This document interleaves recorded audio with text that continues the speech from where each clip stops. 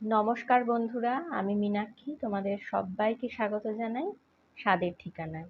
প্রচণ্ড গরম পড়েছে আর আজকের রেসিপিটা গরমের জন্য এক্কেবারে আদর্শ। বেশি তেল মশলা বা অতিরিক্ত রিচ কোনো খাবার কিন্তু খুব একটা এখন ভালোও লাগছে না আর শরীরের পক্ষেও ভালো নয়। তো সেই জন্য আজকের রেসিপিটা বানিয়েছি একদম এই গরমকালকে, মানে গরমকালের জন্য ডেডিকেট করেছি। তো প্রথম থেকে পুরোটা দেখো, ভালো লাগলে লাইক সাবস্ক্রাইব করতে একদম ভুলো না। তো চলো সরাসরি রান্নাঘরে চলে যাই। তো গরমকালের একটি আদর্শ সবজি হচ্ছে লাউ। আজকে কিন্তু আমি লাউয়ের একটা রেসিপি তোমাদের সঙ্গে শেয়ার করব। ভীষণ সহজ, ভীষণ সুস্বাদু আর ভীষণই উপকারী।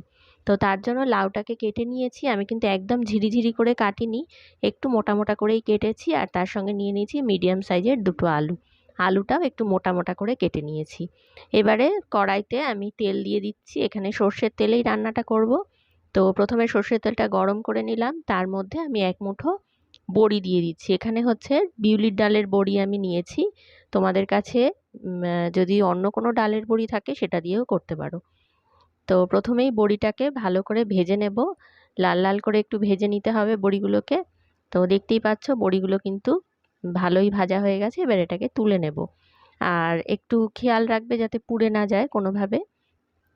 একটু লাল লাল করে বড়িগুলোকে আমি ভেজে নিয়েছি। এবারে একটা পাত্রের মধ্যে আমি বড়িগুলোকে তুলে নিচ্ছি।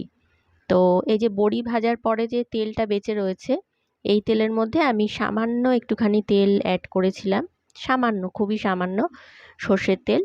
আর তার মধ্যে আমি দিয়ে দিলাম কালো জিরে, আর তার সঙ্গে একটা শুকনো লঙ্কা একটু ফাটিয়ে দিয়ে দিচ্ছি। এবারে শুকনো লঙ্কা আর কালো জিরেটাকে সামান্য একটুখানি ভেজে নেব।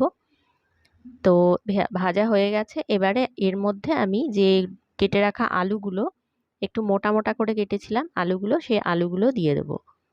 দিয়ে এবারে এর মধ্যে সামান্য একটুখানি লবণ দেব আর সামান্য একটুখানি হলুদ দেব। দিয়ে এটাকে কিন্তু ঢাকা দিয়ে দিয়ে ভেজে নিতে হবে। আর এই যে লবণ আর হলুদটা দেব, এটা কিন্তু সম্পূর্ণ রান্নার জন্য না, মানে জাস্ট আলুর মধ্যে যাতে লবণটা ঢোকে সেই জন্যই খুবই সামান্য পরিমাণে লবণটা দিচ্ছি। আর এতে করে কিন্তু আলুটা সেদ্ধও হয়ে যাবে। তো এবারে লবণ আর হলুদ দিয়ে নাড়াচাড়া করে একদম ধিমে আঁচে ওই মিনিট 5-7 মতন আলুটাকে ঢাকা দিয়ে দিয়ে ভেজে নিতে হবে।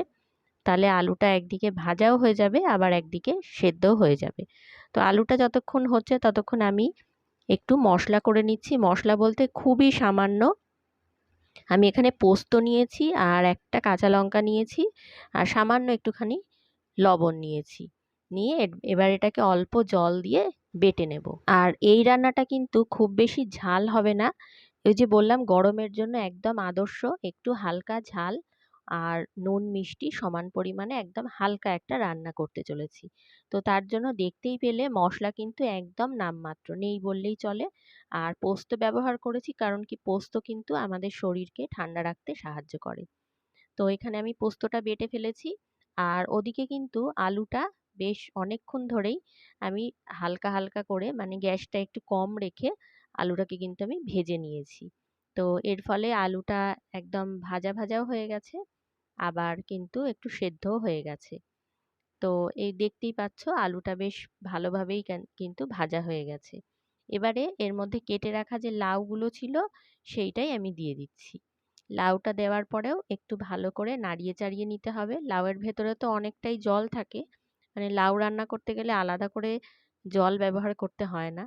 তো সেই জন্য লাউটাকে একটু নাড়াচাড়া করে নিলাম। এবারে আমি প্রয়োজন মতন লবণ দিয়ে দিচ্ছি, মানে রান্নার জন্য যতটুকুনি দরকার লবণ দিয়ে দিচ্ছি। দিয়ে এবার নাড়াচাড়া করে এটাকেও ঢাকা দিয়ে কিছুক্ষণ রান্না করতে দেব। এর ফলে লাউটা সেদ্ধ হয়ে যাবে আর লাউয়ের ভেতর থেকে প্রচুর পরিমাণে কিন্তু জল বেরোবে। আর যেহেতু আমি এর মধ্যে লবণ দিয়েছি একটুখানি, দিয়ে দিলাম চেরা কাঁচা লঙ্কা দুটো।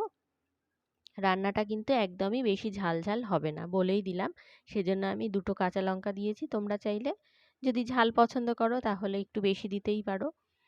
তো দেখো লাউটা কিন্তু অনেকটা সেদ্ধ হয়ে গেছে আর লাউয়ের ভেতর থেকে বেশ জল বেরিয়েছে আর অনেকটা পরিমাণে কমেও এসেছে। এই সময় আমি ভেজে রাখা বড়িগুলো দিয়ে দিচ্ছি। বড়িগুলো এখন দিলে বড়িগুলো একটু নরমও হয়ে যাবে, মানে রান্না হতে হতে বড়িটা একটু নরম হয়ে যাবে, সেই জন্য আমি এই সময় বড়িগুলো দিয়ে দিলাম। এবারে নাড়াচাড়া করে নেব।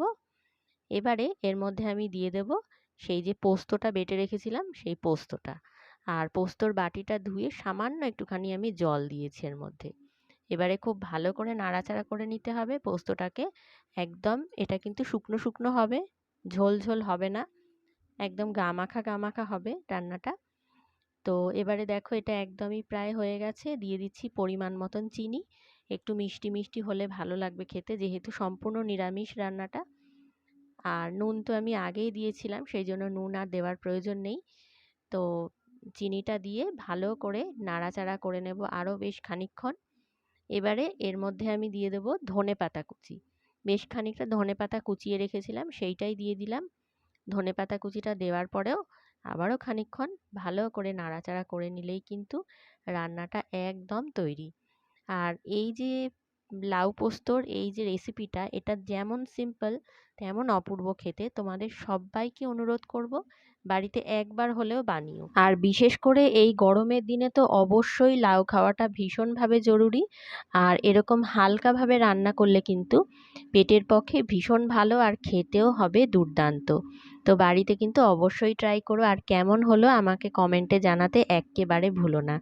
আর আমার আজকের এই রান্নাটা, আমার আজকের এই ভিডিওটা তোমাদের কেমন লাগলো সেটাও জানাতে ভুলো না। আর যদি ভালো লেগে থাকে তাহলে একটা লাইক অবশ্যই করে দিও। নতুন বন্ধুরা যারা দেখছো তারা কিন্তু আমার চ্যানেলটা সাবস্ক্রাইব করে দিও। আর দেখো এদিকে কিন্তু লাউ পোস্তটা আমি একটা পাত্রে নামিয়ে রেখেছি। আর সবশেষে যেটা করেছি সেটা হচ্ছে ওপর থেকে বেশ খানিকটা কাঁচা তেল এর মধ্যে ছড়িয়ে দিয়েছি। পোস্ত, সর্ষে এইসবের সঙ্গে কিন্তু কাঁচা তেলটা বেশ ভালো যায়, মানে একটা খুব দুর্দান্ত কম্বিনেশন আর কি। তো এই সর্ষের তেলটা দেওয়াতে এটার স্বাদ কিন্তু অনেকটাই বেড়ে যায়। তো আবারও বলবো বাড়িতে একবার ট্রাই করে দেখো, দেখবে ছোট বড় সবাই কিন্তু খুব ভালোভাবে এটা খেয়ে নেবে। আর আজকের মতন এখানেই শেষ করছি ভিডিওটা। পরবর্তী আবার নতুন ভিডিওতে তোমাদের সঙ্গে দেখা হচ্ছে। সবাইকে অনেক অনেক ধন্যবাদ।